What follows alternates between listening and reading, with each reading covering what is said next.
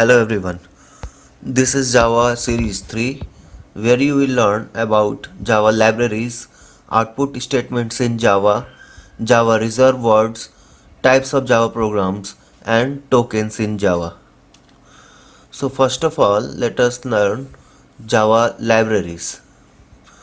Java package is a collection of various classes. Each class contains different functions. A package can be included in your program by using a keyword import. Very important topic it is. The process of importing packages is as follows. So first you have to write the keyword import, then Java, then the package name. Here IO and util packages are to be exposed for utilization in the program, whereas the asterisk sign represent all the classes of each package that are applied while processing. However, the default package of Java Development Kit or JDK is java.lang. Some of the packages of Java Development Kit are listed below. Java.lang. It supports classes containing string, character, maths, integer, thread, etc. Java.io. It supports classes to deal with input and output statement. Java.math. It supports mathematical functions such as square root, random, round, etc. That means in GDK we are having different packages. Okay.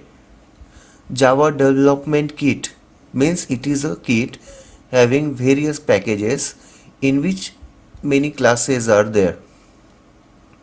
Suppose this is IO package, this is util package, this is maths, okay, this is lang.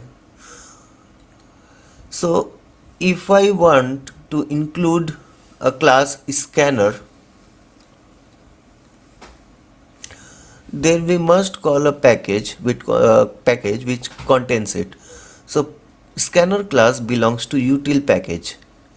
Okay, so how we used to call util package? By using the keyword import, then space java.util.asterisk. Asterisk means if I write asterisk, then every class inside util package will get called, and if we want to call specific class, then in place of star we will write the class name.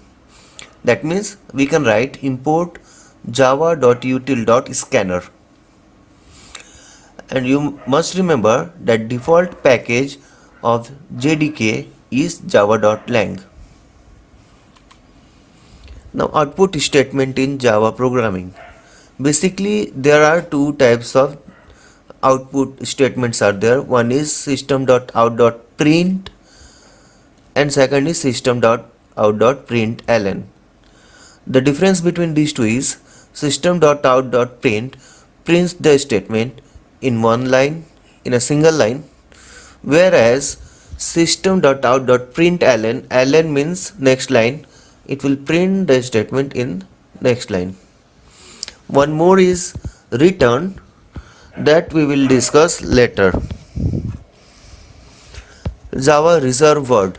As I have discussed earlier that we have to make computer understand by using some special keywords or English related words.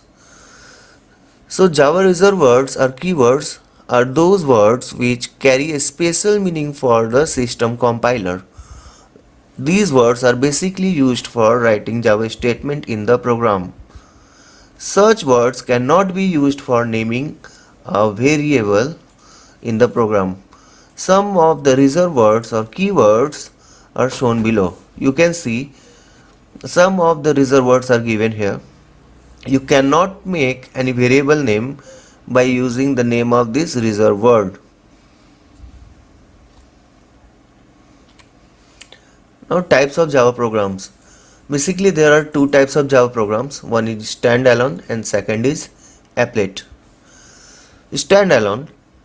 This is the most common type of Java programming based on computer application. It is also referred as an application program that is performed on a personal computers and where the execution begin with the main method. Now what is applet? These programs are designed and executed by using web browsers, example Microsoft Internet Explorer. They are small programs which are present in the internet and which can be downloaded for a user's application. Tokens in Java. Each individual element used in program is said to be a token. Whatever we write is a token. A token may be a single character or a set of characters separated by white space or blanks. There are four different types of tokens are there. One is literal, second identifier variables, third is assignment, and fourth is operator.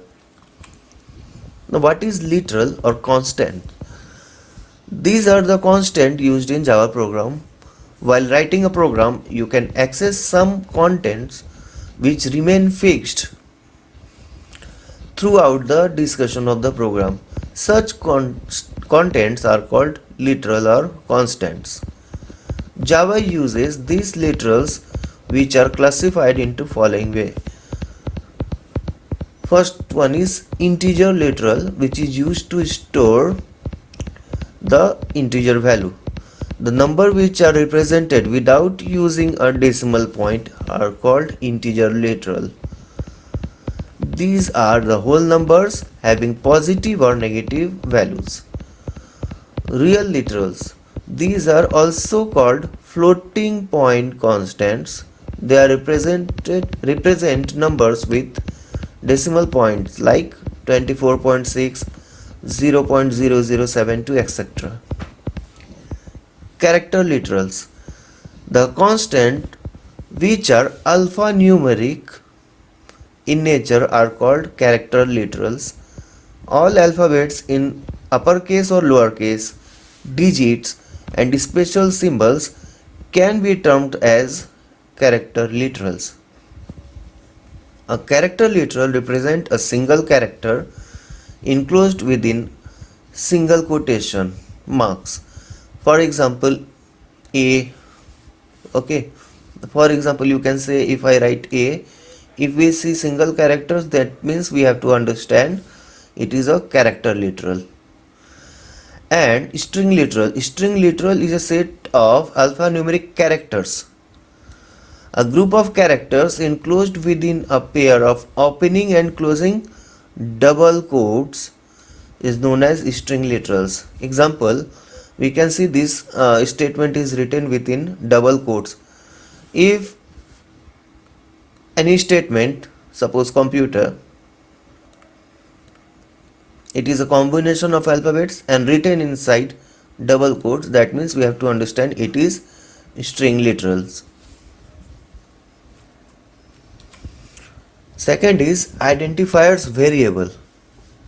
The identifiers is a global term used to identify a program element.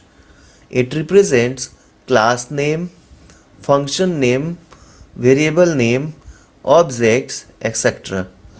A variable is a named memory location which contains a value. The value of a variable can be changed depending upon the circumstances and the problems in a program.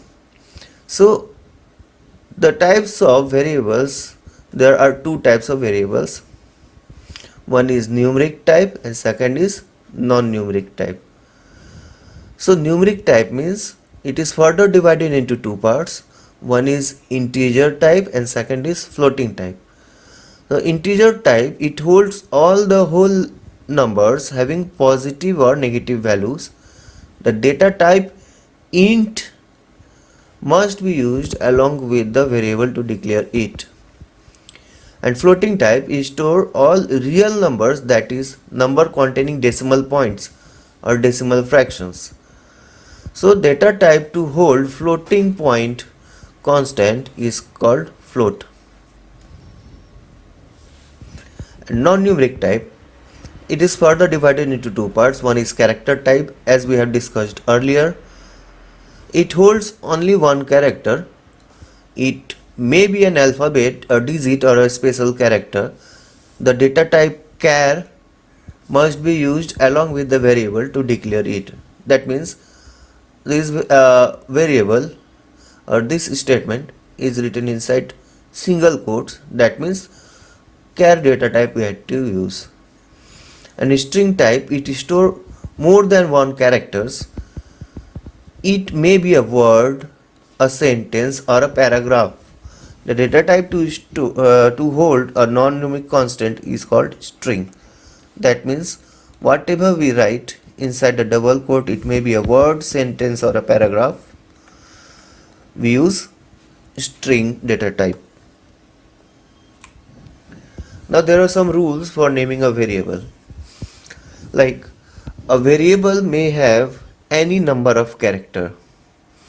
It may contain alphabet, digits, and underscore. The underscore can be applied in between characters to increase the length of variable name. Variable name should be meaningful to easily depict the logic. There are some limitations also, like the variable name should not start with a digit character. If you give a variable name 9a, so this is not the rule. You will get an error. The variable name should not include a space in between the characters. Suppose if you write a variable name like this one, so this is wrong.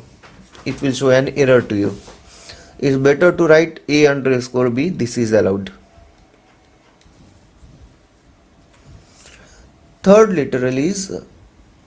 token is assignment. Now the assignment sign is equal to is used to assign or store the value to a variable. For example, integer p equal to 24. So how we read it?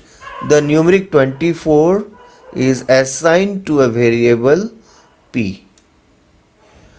Float f is equal to 24.67.